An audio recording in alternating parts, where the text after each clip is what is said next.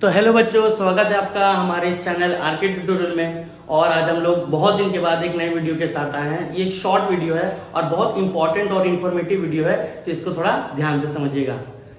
आज हम लोग इस छोटे से मिनी क्लिप में ये समझेंगे कि द THE द, जिसको हम द भी बोलते हैं और दी भी बोलते हैं, है ना, दोनों साउंड बोलते हैं। और हम लोग हमेशा कंफ्यूज हो जाते हैं कि कब द बोले और कब दी बोले। तो चलिए आज आपके ये प्रॉब्लम को आज हम लोग दूर कर दे रहे हैं। ये प्रॉब्लम बहुत लोगों के साथ होता है, ज्यादातर बच्चों के साथ होता है। उनके समझ में ही नहीं आता कि द कब बोले और दी कब बोले। तो चलिए आज पता कर लेते हैं। चलिए बच्चों, तो समझ लेते हैं कि हम लोग द कब लगाएंगे और दी कब लगाएंगे। उसके लिए एक रूल है, और रूल है यहाँ एक रूल है, ये रूल है और एक यहाँ रूल है। तो रूल ध्यान से समझते हैं। रूल क्या है? रूल कहता है कि जब भी हमें कोई वॉवेल साउंड मिले, वॉवेल मतलब A E I O U, letters पे कॉन्सेंट्रेट नहीं करना है, उनके साउंड पे कॉन्सेंट्रेट करना है। उनके साउंड से वॉवेल वाले साउंड आने चाहिए, वॉवेल वाले लेटर के साउंड आने चाहिए। जैसे दी एप्पल, दी अम्ब्रेला, ये देखिए यहाँ ए भी वॉवेल है और यू भी वॉवेल है और साउंड भी आ रहा है एप्पल और अम्ब्रेला का, जो कि वॉवेल साउंड है। तो वॉवेल साउंड के साथ हमेशा याद रखिएगा कि हम THE दी बोलेंगे, दी एप्पल, दी अम्ब्रेला, ठीक है। बट जहां पे कॉन्सोनेंट साउंड होगा वहां पे हम लोग द शब्द का प्रयोग करेंगे। द बनाना, बनाना का बी जो है वो कॉन्सोनेंट है, तो द बनाना।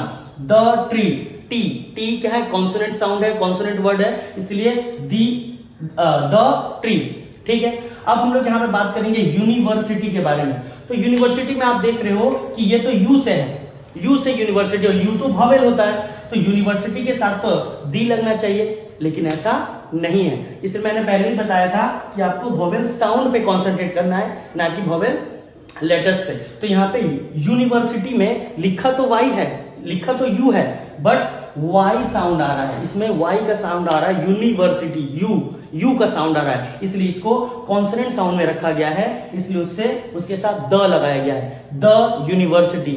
यहाँ पे भी यूनिट में वाई साउंड आ रहा है, यूनिट साउंड, वाई साउंड आ रहा है, इसलिए द यूनिट।